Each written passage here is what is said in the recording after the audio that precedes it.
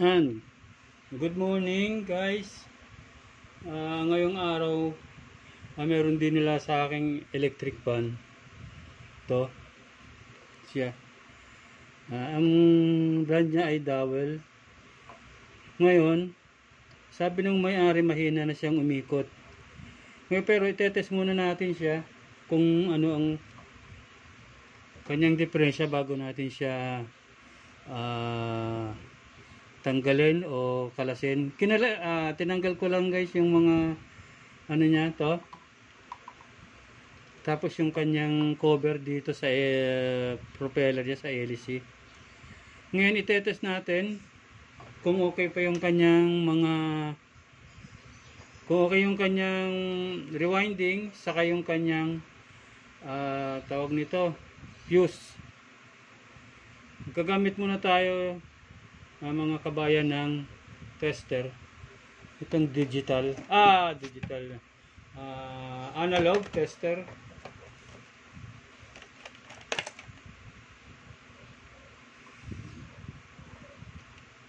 Ay siya nga pala, bago ko makalimutan mga kabayan,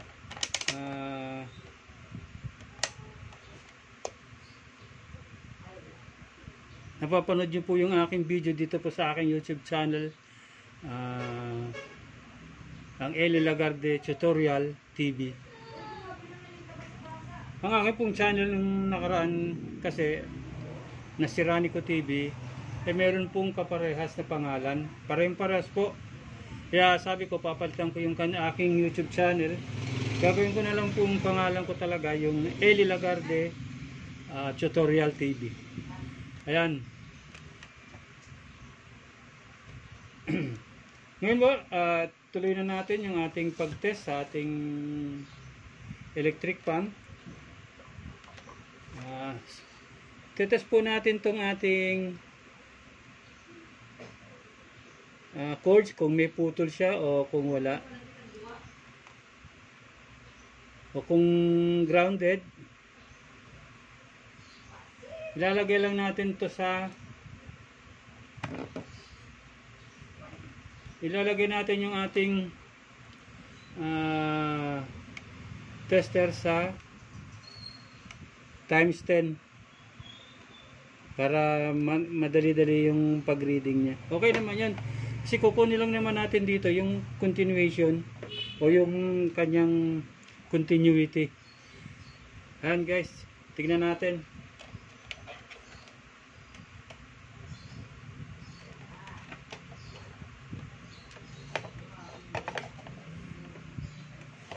Kita ko guys sa inyo kung paano itong cords niya, ito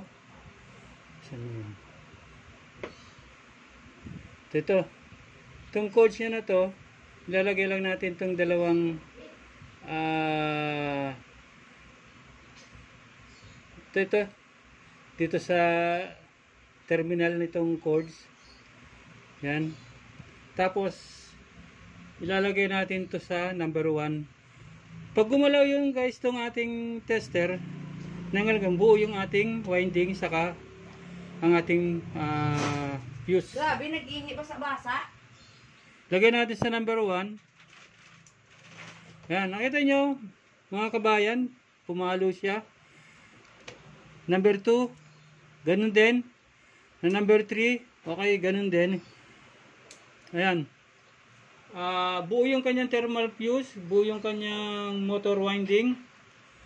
Ngayon itetest naman natin tong ating capacitor.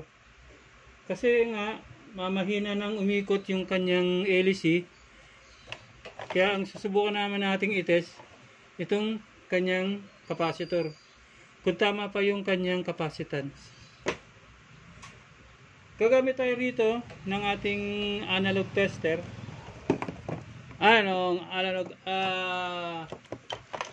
Itong ating digital tester. Ito yung gagamitin natin dito. Yan.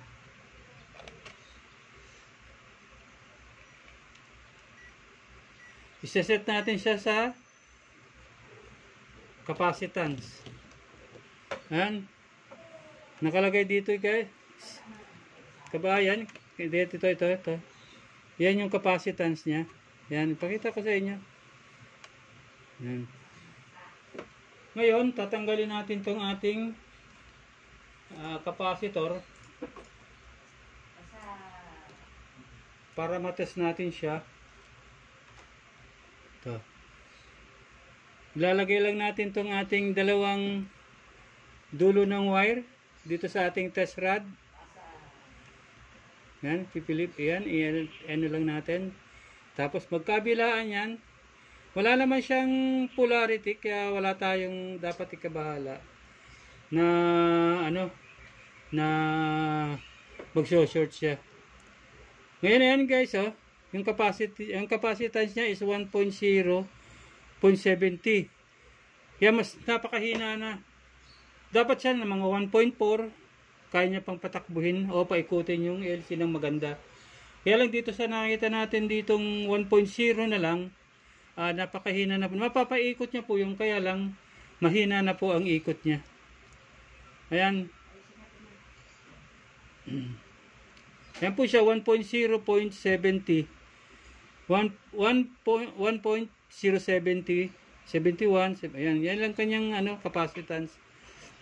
Kaya hindi niya na po makakayang paikutin na mabilis tong ating electric fan, itong kanyang LC. Ang gagawin po natin, papalitan po natin siya. Tabi na po natin tong luma na to. Ito po yung binili kong bago. Ito po yung ipapalit natin dito sa lumang pinalit natin. Inalis natin sa electric fan. Test po na natin siya kung okay yung kanyang microfarad na 1.5 microfarad.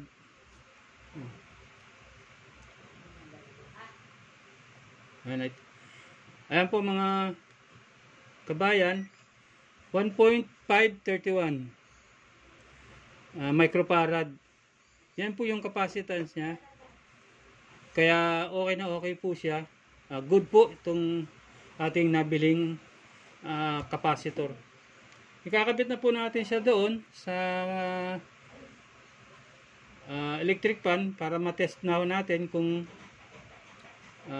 yun po lang po talaga ang sira. Pero sa tingin ko po, kasi buo naman po yung ating thermal fuse, buo yung ating windings, kaya kung meron siyang ohms, meron tayong ohms na nakuha, kaya wala ho problema yung loob nito. Ngayon po ikakabit na natin siya, yung ating capacitor. Dito po wala siya po siyang problema maski magkabaliktad po siya kasi wala po siyang polarity. Tapos lagyan po natin siya nitong ating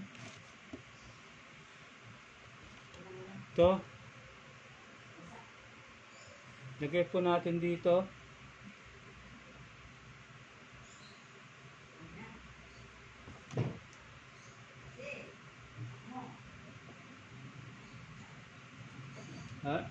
Para hindi na po tayo gumamit ng tape, yun na lang po ang ating inilalagay.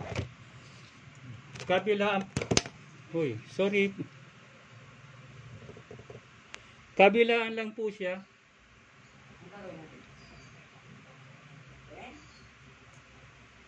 Hello. Ibilad yung kama, inihian.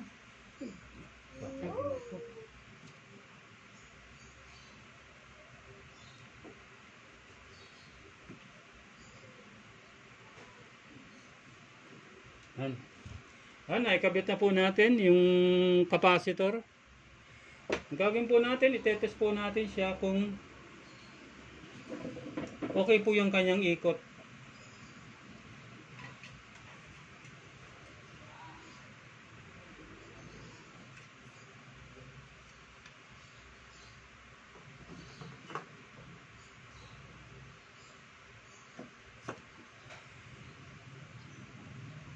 Wala po tayong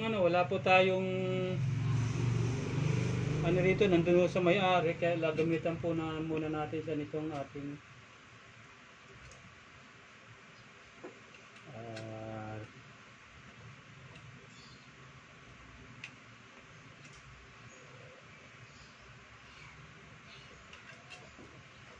Ayan. Ngayon, kabayan, i-test natin siya kung okay yung kanyang ikot.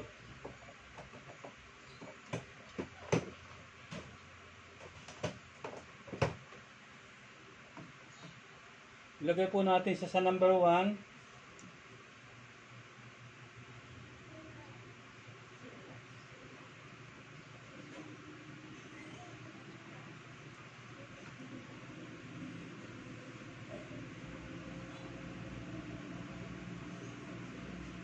Number 2. Ayun guys, oh. Number 3. Yun. Yeah. Ayun guys, okay na. Okay na yung ating electric fan. Gagawin natin dito, tatakpan na lang natin siya. Babalik na natin yung kanyang mga tinanggal natin kanina para mabuo na natin siya.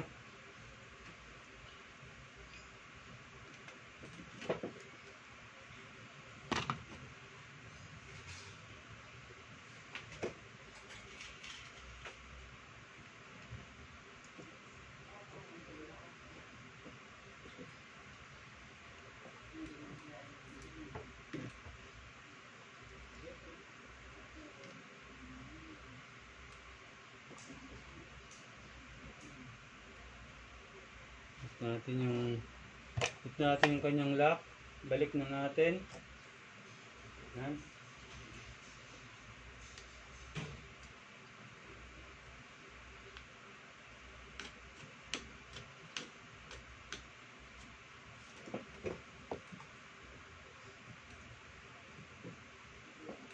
Alam niyo guys, kabayan, ang pag-repair po nito ng electric fan, napakadali lang po nitong mag-repair. I-repair kasi po ilan lang po yung kanyang mga pyesa, capacitor, fuse, windings. Ayun lang po yung titignan natin, saka yung cords. Kung cords, kung may putol o wala. Yun lang po natin gagawin. Yun natin itetest. Pag wala po siyang power, tetesting natin yung kanyang cords, baka may putol. Pag mahina naman po yung ikot niya, tetest na po natin yung ating capacitor. Pag totally po, good naman po yung kanyang cords, walang putol. Tapos yung kanya pong capacitor good din po. Pero ayaw po siyang umandar. Ang titignan po natin doon, yung fuse niya.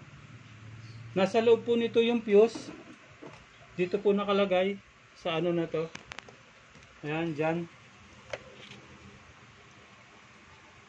Dito po nakalagay yung fuse niya. Sa loob niyan. Kaya pag magtatanggal po kayo ng fuse, babaklasin niyo po ito, tatanggalin niyo po itong 4 na tornilyo ganito. 4 po yan. Tapos uhugutin nyo para makuha nyo po yung itong kanyang windings. Dahil nasa windings po yung kanyang fuse. Doon po siya nakakabit. Ito po kasing na to, electric pa na to. Hindi pa naman po yata ito napalitan ng windings. Kaya yung fuse niya po, meron pa po yung sa windings niya. Dito sa stator. Yung mga bago po yan gawa na electric fan, yung binibili po natin sa mga bilihan, yun po ay walang fuse. Pero okay naman po yun. Pwede naman po nating lagyan ng fuse yung electric fan na yan. Doon lang po natin siya ikakabit sa dito sa pinaka niya. Tawag nito.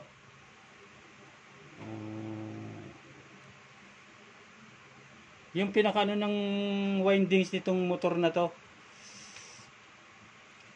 Diyan po natin ikakabit yung fuse. Ayan.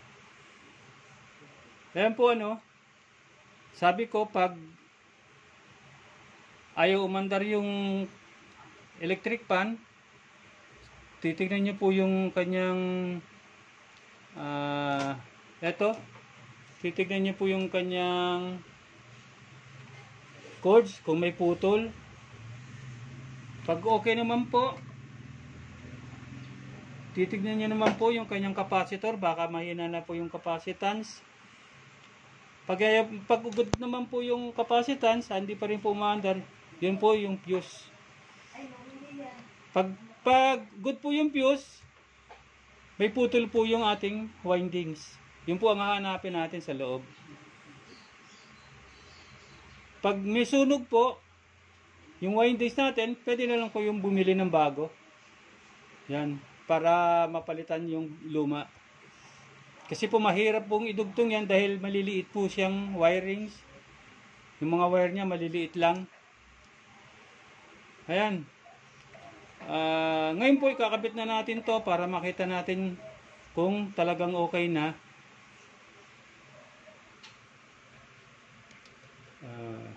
Panoorin nyo na lang guys yung pagkabit natin. Ito pong kanyang LC.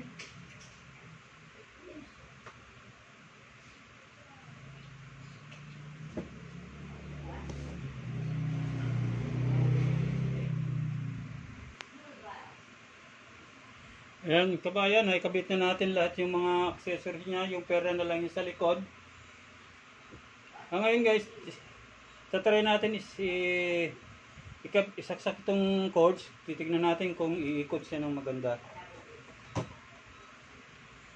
Ngayon ilalagay natin ulit sa number 1. Ayan, umiikot na siya.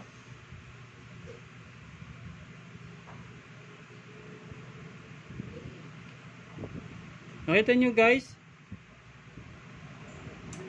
yan yung number 3. Kanina yung number 3 niya halos mas malakas pa tong number 2. Itong number 3, ayan. Kita nyo yan.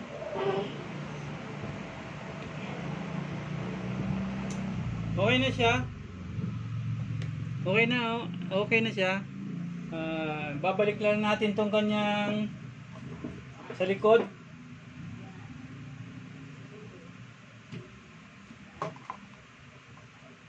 Tapos ikakabit natin tong ating tinanggal na capacitor. Balik natin to kasi meron siya ritong tornilyo.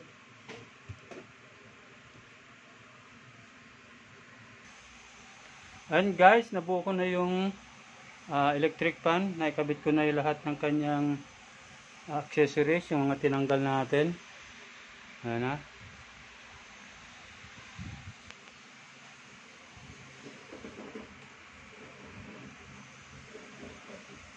Ayan na siya guys.